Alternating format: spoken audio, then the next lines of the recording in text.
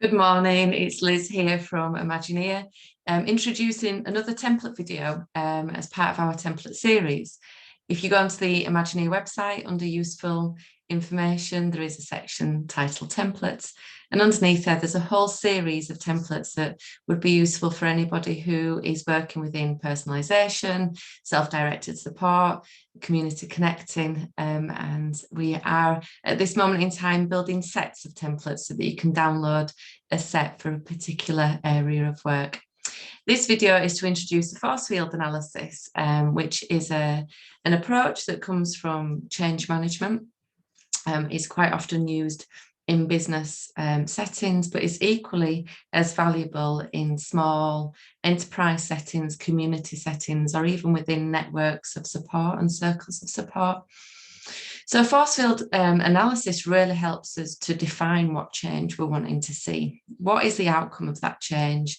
And what would be different in what we're experiencing as a result of that change? And we capture that in the centre of the Forcefield analysis so that everybody involved has a real sense of what that change is, what it looks like, and what it means for them. But for any change, we really need allies and people that are engaged in making that change happen. And so what we do on the Forcefield analysis is we recognise who are them allies, and we begin to explore how we can engage with allies to help to implement the change and helps move forward the change that we're looking for. But the forces for change aren't just people. So within that, we recognise the resources, the networks, the systems, the environment, all the other factors that have an influence on how successful we are in implementing change. Once we've recognised them, we make a record of them on the Forcefield analysis. We may want to determine how strong an element for change that is on a scale of 1 to 10, which is an optional thing you can do with the Forcefield analysis. We then look at the forces against change, because we know that whenever we're trying to implement some change, there may be factors that hold us back from being able to achieve that. So on the opposite side of the Forcefield analysis, we begin to then recognise what is against the change. And that could be people, but it could be all the other factors that I mentioned earlier: environment, resources, systems. And again, we can scale them on a 1 to 10.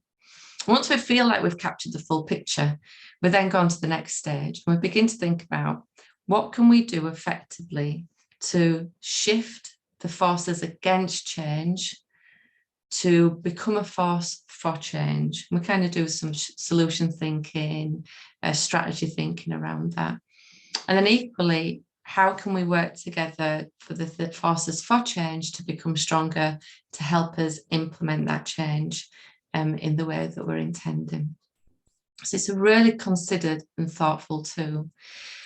And it's great at being able to engage allies and build a strength for change, but equally, it really, most importantly, helps us to get past the challenges and barriers that we may face on the way as well. So we hope you find that one useful. Thank you.